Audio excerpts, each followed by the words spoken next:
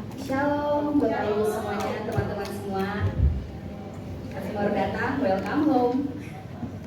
Sebelum kita mulai ibadah kita, mari kita bersatu di dalam doa.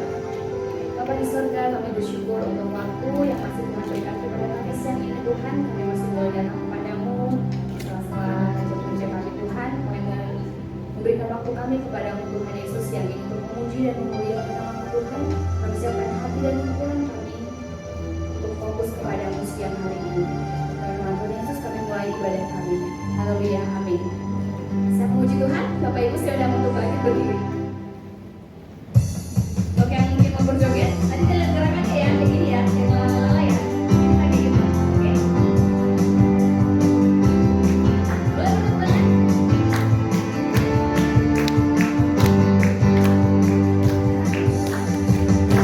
Yang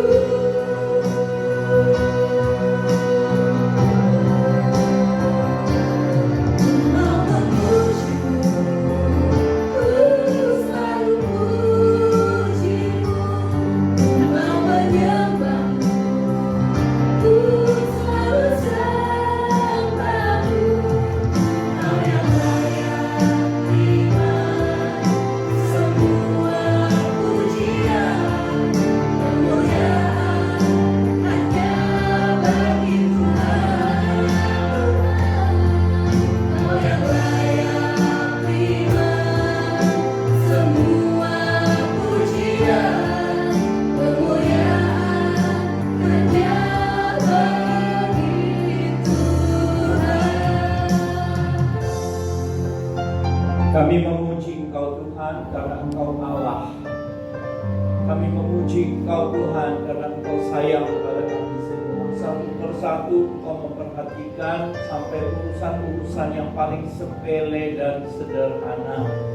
Bapa, pada siang ini saat teman-teman kami main TikTok, mereka nonton, kami kumpul di sini Tuhan, di dalam ruangan ini karena kami mau berhubungan dengan Tuhan.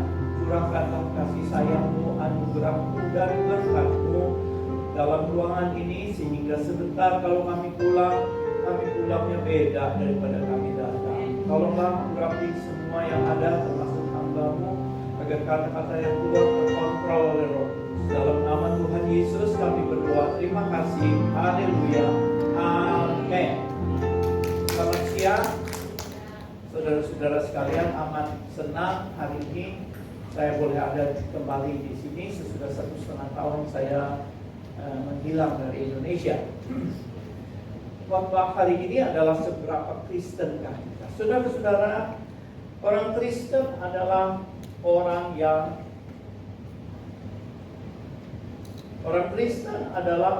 yang ikut pengikut Kristus. Siapa Kristus? Kristus adalah Allah yang menjadi manusia. Bisakah saudara-saudara menyembah Allah Bapa? Bisa. Bisakah saudara memuliakan Allah Bapa? Bisa. Tapi bisakah saudara mengimitasi Allah Bapa? Gayanya, cara bicaranya, pemikiran-pemikirannya? Nggak bisa. Karena Allah Bapa nggak kelihatan. Tetapi bisakah kita semua mengimitasi cara hidup, kebiasaan, karakter dari Tuhan Yesus? Bisa. Karena beliau manusia seperti kita. Di dalam Kolose pasal 2 ayat 9, Ada ayat yang bilang sebab di dalam Dia berdiam seluruh kepenuhan ilahi, seluruh kepenuhan Allah dalam bentuk jasmani. Tuhan Yesus adalah representasi daripada Allah Bapa yang bisa kita berhubungan dengannya, bisa kita tiru, bisa kita adaptasi dan imitasi diri. Tuhan Yesus adalah guru, digugu dan ditiru. Nah, guru di dalam Alkitab pakai istilah rabi. Semua anak-anak Israel itu kepingin menjadi rabi. Sebab rabi itu posisi sangat penting, dihormati, sikap hidupnya diimpartasi, ajaran-ajarannya, kelakuannya, nasihat-nasihatnya, omongannya. Rabi itu bintang top, the best of all the society di Israel adalah rabi. Tapi sangat sulit buat jadi rabi. Hanya yang terbaik yang bisa jadi rabi. Rabi harus sekolah. Sekolah pertama namanya Bet Sefer. Bet Sefer ini artinya sekolah Alkitab. Murid yang diterima umurnya 6 tahun, tetapi tidak semua murid bisa diterima di Bet Sefer. Bet Sefer mensyaratkan murid 6 tahun yang diterima di sini sudah harus mengerti banyak kitab imamat, hafal ayat-ayat utama di dalam kitab imamat. Nah, saudara bayangkan anak-anak kecil umur 3 tahun, 4 tahun masih main sama papa mama. Mereka masih kepingin jalan-jalan ke Jakarta Fair. Mereka masih suka main HP. Tapi dari umur 3 tahun baru bisa bicara, dilatih oleh papa mamanya dengan disiplin ketat, hafal ayat-ayat di luar kepala. Sekolah ini dari 6 tahun masuk, lulusnya pada waktu 12 tahun. Sekolah Bet Sefer 6 tahun, anak-anak lulus dari Bet Sefer sudah paham dan hafal ayat-ayat penting yang ada di Kejadian, Keluaran, Imamat, Bilangan, Ulangan. Huyo.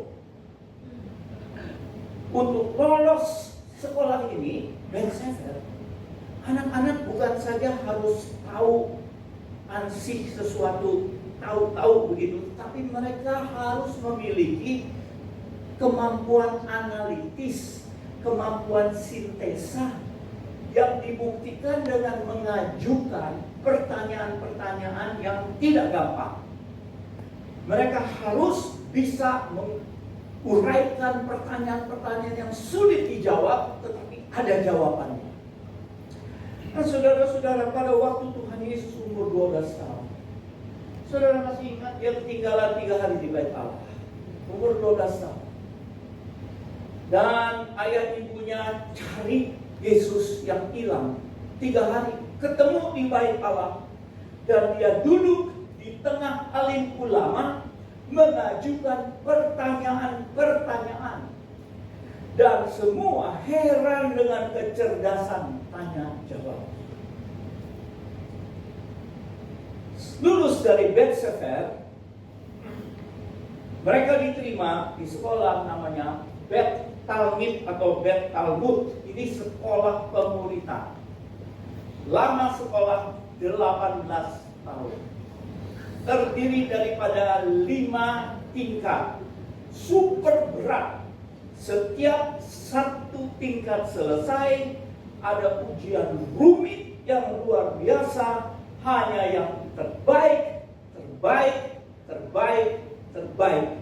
bisa lulus menjadi rabi.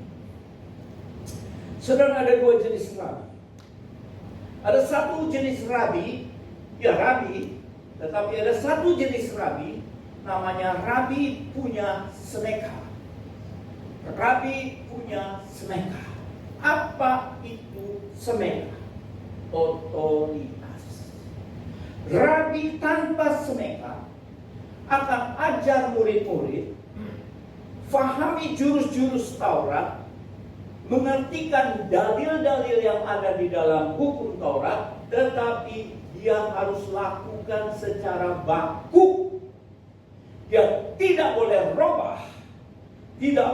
rubah apa yang sudah tertulis. Dia tidak bisa interpretasi sendiri. Semua ada hukum-hukumnya, semua sudah ada aturan-aturannya. Tetapi Rabi yang memiliki semeka akan mengajar murid-muridnya semua teori Taurat, ajaran baku, tapi dia punya otoritas untuk interpretasi. Dia punya hak untuk memiliki pemikiran pribadi dari sudut pandang sendiri. Murid-muridnya bukan saja terima ilmu, tetapi juga terima pemikiran dan gaya hidup dari Rabi yang punya semeka.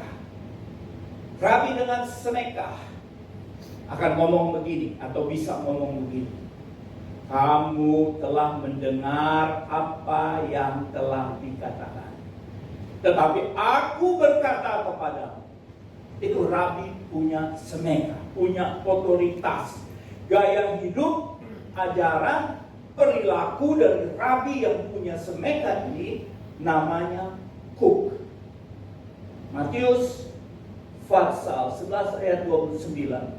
Ikulah Kuk yang kupasang dan belajarlah padaku, karena aku lemah lembut dan rendah hati, dan jiwamu akan mendapat ketenangan, sebab Kuk yang kupasang itu enak dan bebanku pun ringan.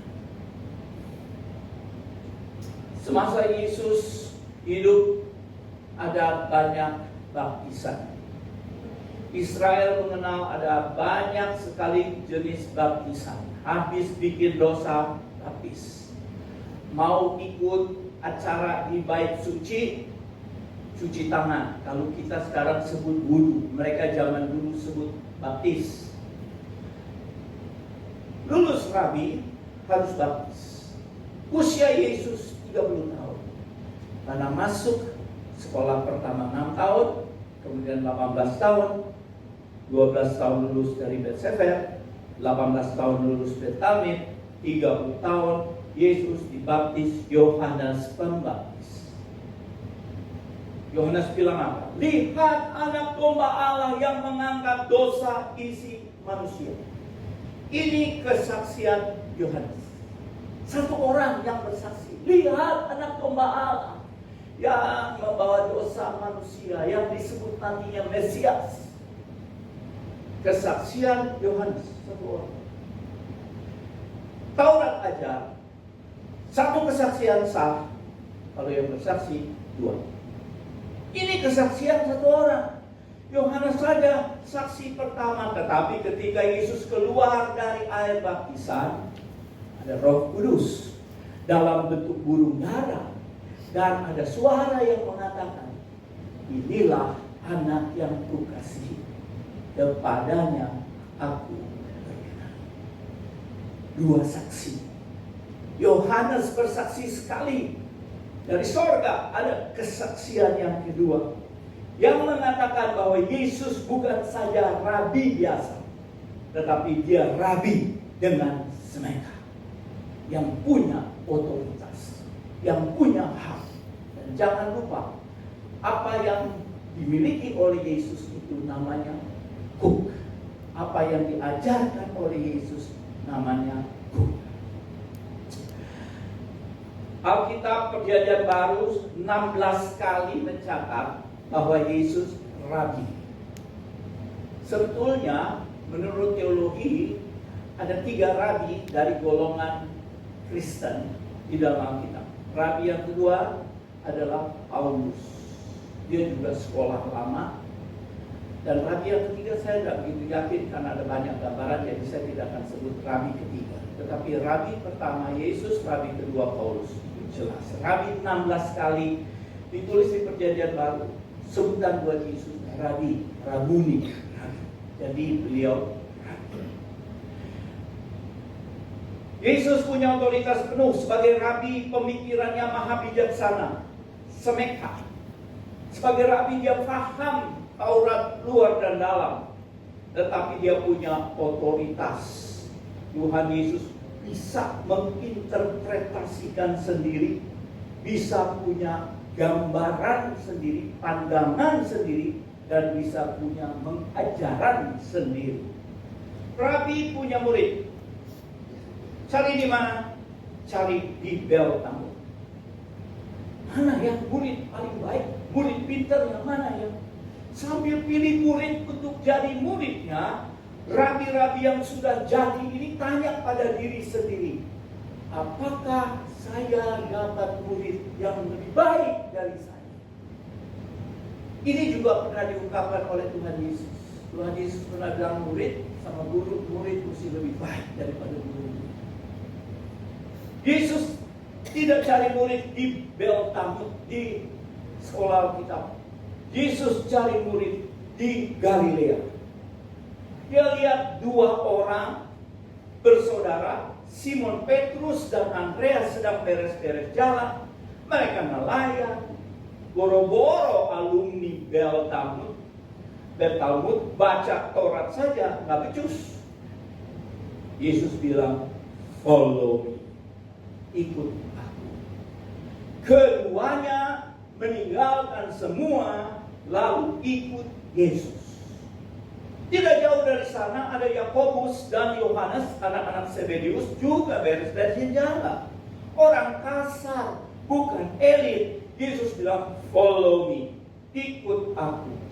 Mereka tinggalkan semua, ikut Yesus. Ini tidak logis. Kalau mereka pulang ke rumah, sebagai suami bilang sama bininya, Ma, tadi ada orang suruh aku ikut dia. Orang itu bilang aku harus tinggalkan semua. Tinggalkan rumah, tinggalkan anak-anak, tinggalkan ATM bank, tinggalkan kamu semua. Tinggalkan pekerjaan. Ngomong-ngomong, aku udah masukin surat minta berhenti kerja sama bos. Istri tanya, siapa dia? Nggak tahu. Disuruh ikut kemana? Nggak tahu. Berapa lama? Nggak tahu. Tidak masuk akal. Bagaimana orang-orang ini langsung ikut dia, tapi saudara yang panggil adalah rabi yang punya semeka, yang punya otoritas dan wibawa. Siapa yang dipanggil? Yang dipanggil bukan orang-orang hebat, bukan kualitas bagus, tapi orang sembarangan, orang sederhana, orang miskin, orang gak pinter, orang yang didiskualifikasi, tidak masuk hitungan, meaningless, tidak ada harga. Mereka dipanggil, follow me, ikut aku, untuk jadi orang yang punya kualitas bagus. Sebab apa? Yang panggil adalah rabi yang punya semeka. Dia panggil Matius. Siapa Matius? Pegawai tinggi pajak, tukang peres orang, makan duit orang, korupsinya kotor. Follow me, ikut aku. Matius ikut. Kenapa panggil Matius yang kerok? Karena Matius akan belajar mengimitasi Huk dari Rabi semeka. Huk yang ajar, kasihilah musuhmu, berkati orang yang benci kamu, ikutilah teladanku. Dan Matius akan imitasi, tiru gaya hidup Rabi semeka. Saudara, 12 murid jalan di belakang rabi yang semeka. Jalanan bukan tol, jalanan batu-batu, bukan aspal. Dan mereka jalan bersama rabi, banyak di belakang dan di samping rabi yang ajar Huk. Dan waktu mereka jalan di jalanan di kasar ini, debu ngebul. debu ngebu. Debu motorin baju mereka. Tetapi debu ini adalah debu rabi. Mereka terpapar debu rabi. Ada pepatah orang Israel saat itu. Semoga engkau diselimuti debu rabimu. Kalau masuk bait Allah, mereka harus kebas-kebas debu supaya bersih, biar luluh. Tapi mereka bangga. Ini debu cipratan dari rabi mereka yang kita tiru, yang kita pelajari. Kuk dia. Saudara ingat ada ajaran Tuhan Yesus bilang begini, kalau kamu masuk satu kota, orang tidak terima kamu, kebas debu. Selama ini kita pikir itu omongan tutup. Karena masa itu berlaku, kalau orang tidak mau ngerti, kepala batu, auban, kita udah dibilangin, dia nggak mau ngerti. Ada satu kebiasaan, kebas debu. Seperti Paulus di Korintus, berkali-kali dia dizalimi musuhnya, dia dihujat, dia kebas debu. Kemudian dia bilang, aku bersih, biar darahmu ada di atas kepalamu sendiri. Ini kebiasaan, kebas debu untuk menandakan lu bego mengakukan ini, aku kebas debu, aku tidak ada urusan dengan engkau. Tapi Kuk Rabi Semeka bilang, kalau orang jahat sama kamu, kamu tetap baik. Kalau orang zalimi kamu, kamu berkati. Kamu sudah dengar. Kamu sudah dengar. Debu tanda bebas. Dia bego. Tapi aku aja kasih mereka debu cipratan dari Rabi Semeka yang ajarku. Ini bukan kutu. Ini berkat. Berbeda dengan kebiasaan saat itu. Mestinya kurang bagus, tapi bagi Rabi Yesus ini berkat, bagian dari debu rabimu. Inilah Kuk yang selalu diajar. Selalu manis, selalu baik, tidak balas jahat dengan jahat. Dan murid-murid imitasi guru. Gaya jalannya, cara hidupnya, diperhatikan semua awasan. Sekalipun tidak cengli, artinya nggak masuk akal, tidak adil. Orang hina kamu, kamu ampuni dia. Orang benci kamu, kamu berkati dia. Kasihilah sesama seperti sayang dirimu sendiri. Jikalau kamu mengasihi aku, kamu akan menuruti segala perintah. Pagi-pagi benar di bait Allah ada repot-repot. Orang-orang membawa seorang perempuan yang semalam mungkin sengaja, mungkin enggak, salah masuk kamar. Dan dia ketangkep basah sedang hoka-hoka. Dan orang-orang itu membawa di depan Rabi Yesus. Cocok, sebab apa? Ini Rabi, ahli Taurat. Dia mau tahu apakah keputusannya Rabi ini sesuai Taurat atau tidak. Jadi mereka bilang sama Rabi Yesus, Musa di dalam hukum Taurat memerintahkan untuk lempar batu, rajam sampai mati. What do you think? Apa pendapat? Yesus diam saja. Dia tidak jawab. Dia coret-coret lantai bait Allah dengan jarinya. Lantai batu, ini bukan lantai tanah, lantai batu, saudara. Dia tulis sehingga tulisannya tidak jelas. Saya suka pikir, kenapa Tuhan Yesus tulis apa? Ada khotbah yang bilang Tuhan Yesus tulis nama orang-orang Farisi yang suka hoka-hoka di dalam kamar. Tapi nggak ada bukti lah. Tuhan Yesus sedang dengan jari di atas bait. Belakangan saya pikir, karena ini hubungan dengan Taurat, saya pikir di atas gunung Sinai, waktu Musa terima Taurat Taurat itu log batu. Dan log batu itu ditulis dengan jari Allah. Dan sekarang Tuhan Yesus, anak Allah, Rabi Seneka, pakai jarinya untuk tulis di atas batu. Seolah-olah bilang, Taurat, saya yang bikin. Dan mereka kemudian tanya, gimana jawaban? Yesus bilang, barang siapa di antara kamu tidak berdosa, hendaklah dia yang pertama lempar batu ke perempuan ini. Dia bungkuk lagi, dia tulis lagi. Mulai dari yang paling tinggi pangkatnya, paling tua, satu-satu buang batu dan pergi. Semua pergi. Kalau saudara baca Alkitab, semua pergi. Yesus tinggal dengan perempuan itu, kemudian tanya, di mana mereka? Tidak adakah orang yang menghukum engkau? Tidak ada. Aku pun tidak akan menghukum engkau. Pergilah dan jangan bikin dosa lagi. Perhatikan hukum Musa, rajam, itu tidak dinihilkan oleh Tuhan Yesus. Dia cuma diam saja. Pernyataan dahsyat sesuai dengan cara berpikir kuk dari Rabi Seneka berotoritas. Kemudian dia bilang, yang tidak punya dosa, sabit. Semua berdosa, buang batu, pergi. Semua, tidak ada yang tinggal. Kemana penuduhmu? Tidak ada, semua pergi.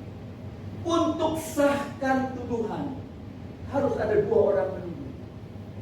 Saat ini semua pergi. Tidak ada yang menuduh wanita ini. Dia bebas. Dan Yesus bilang, aku pun tidak akan menghukum engkau. Pergi, jangan berbuat dosa lagi. Huk ini mengajar kepada saudara dan saya bahwa kita jangan sembarangan menghakimi orang. Terlalu banyak belas kasihan di sini. Kalau saudara dengar ada gereja yang berantem, kalau saudara dengar ada hamba Tuhan hari ini pilih capres ini, besok dia pilih capres itu, jangan marah saudara. Jangan hakimi kalau ada pendeta ngaco. Hamba Tuhan bikin ulah, bikin malu, jangan hakimi. Kalau kamu tidak punya dosa, hakimi. Terlalu banyak belas kasihan dari Rabi Yesus. Dan itu harus kita imitasi. Saya mau tutup dengan cerita perjalanan Tuhan Yesus mission trip ke Caesarea Filipi. Tuhan Yesus bawa murid-muridnya ke sebuah daerah namanya Caesarea Filipi. Ini kalau saudara ikut tur Yerusalem, saudara juga akan dibawa ke satu tempat yang namanya Caesarea. Tapi ini bukan Caesarea Filipi. Caesarea yang saudara diajak itu adalah bekas istananya dari salah satu raja Herodes, kalau nggak salah di tepi laut. Ya. Tapi ini letaknya 40 km di utara Yerusalem. Saudara tidak diajak ke sana karena nggak ada apa-apa. Caesarea Filipi itu daerah perbukitan, dan disinilah tempat penyembahan dewa-dewa. Dulu namanya tempat tinggi. Nah saudara kalau baca Alkitab ada tempat-tempat tinggi, itu biasanya tempat di mana ada penyembahan-penyembahan. Ini Caesarea Filipi. Caesarea Filipi ini dulu adalah tempat penyembahan Baal. Pada masa Tuhan Yesus, orang menyembah dewa Pan. Dewa Pan itu dewa yang bentuknya separuh kambing. Jadi dewa Pan itu memberikan berkat. Jadi orang-orang itu banyak memberikan penyembahan kepada dewa Pan. Di sini ada 2 lubang, saudara. Satu lubang yang kanan, ini bukannya lubang dewa Pan, tetapi ini yang diberi nama, yang ini dinamakan sebagai Gate of Hell, pintu neraka. Rumah Pan yang mana? Rumah Pan di atas, ini ada lubang satu lagi. Pan keluar masuk dari sini. Dan di sini, di bawah ini, penyembah-penyembah daripada dewa Pan itu melakukan penyembahan, dan mereka hoka-hoka dengan kambing. Mereka melakukan perbuatan-perbuatan aneh-aneh. Di sini ada anak kecil, jadi saya pakai nama hoka-hoka. Di tempat depan gate of hell, alam pintu alam maut. Rabi Yesus tanya pada Petrus, tetapi apa katamu? Siapa aku ini? Dan Petrus jawab, engkau adalah Mesias, anak Allah yang hidup. Berbahagialah engkau, Simon. Aku berkata kepadamu, engkaulah Petrus, artinya batu, dan di atas batu karang ini aku akan mendirikan jemaatku, dan alam maut tidak akan menguasai. Terjemahan, di atas batu karang ini aku akan mendirikan jemaatku, dan the gates of hell, pintu alam maut, tidak akan menguasainya. Ini proklamasi gereja, saudara. Tubuh Kristus, di mana saudara dan saya jadi anggota. Gereja berdiri di atas batu karang yang teguh. Kita anggota gereja, di mana pintu neraka, the gate of hell, tidak akan bisa menguasai kita. Artinya, we have nothing to do with the gate of hell. Kita nggak ada urusannya dengan gate of hell, sebab sudah tersedia satu bagian yang tidak lain, yang tidak binasa yang Tuhan sediakan bagi saudara. Dan 1 Petrus bilang, sementara saudara semua menunggu bagian itu, saudara dipelihara dengan kekuatan Allah. Berapa kadar Kristen kita? Kadar Kristen kita adalah seberapa saudara taat dan saudara percaya kepada Rabi Seneca. Waktu dia bilang, follow me, apakah saudara percaya? Dan pada waktu dia bilang, ikutilah caraku, apakah saudara taat? Mari worship leader, kita nyanyi satu lagu dan saya ingin tutup dengan sebuah doa.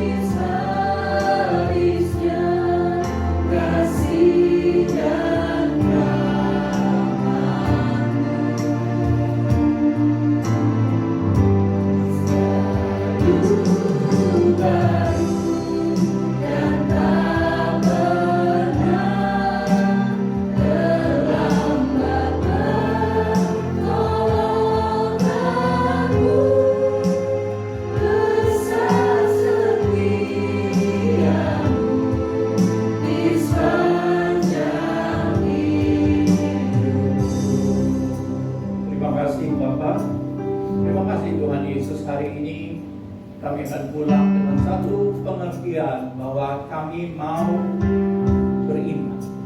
Pada waktu Yesus bilang, follow me, kami ikut. Sekalipun kadang-kadang kelihatannya tidak masuk akal, kelihatannya dunia ini sangat mengganggu, keadaan-keadaannya jadi buruk, tapi pada waktu Yesus bilang, follow me, kami ikut. Dan kami taat. Taat kepada Yesus, Rabi Seneca, yang punya hook yang ringan, yang enak dipakai. Berkati jemaat di tempat ini Tuhan, berkati pengurus-pengurusnya, orang-orang yang kerja keras untuk persekutuan ini. Dan di tempat ini nama Tuhan Yesus, Rabi Smeka, dibesarkan. Haleluya, amin. Silakan duduk Bapak Ibu Saudara dari kamar.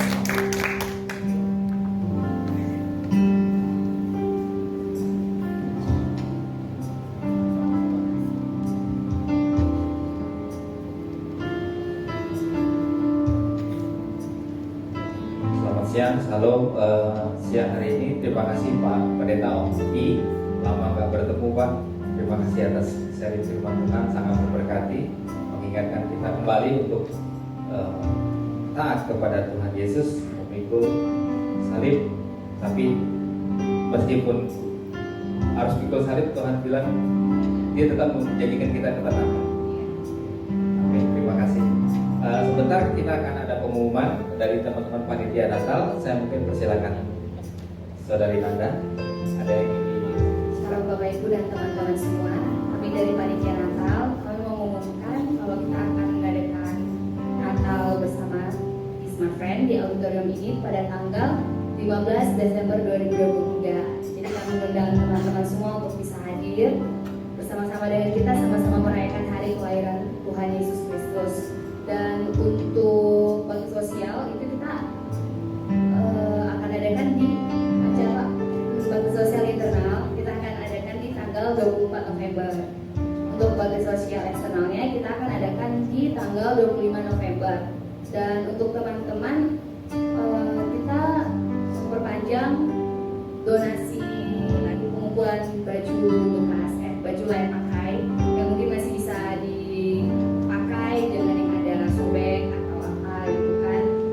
Bisa mainan juga, bisa tas, bisa sepatu, baju, celana, juga semuanya bisa. Itu terakhir pengumpulannya tanggal 8 November. Untuk pengumpulannya nanti bisa di polling nggak ada ya.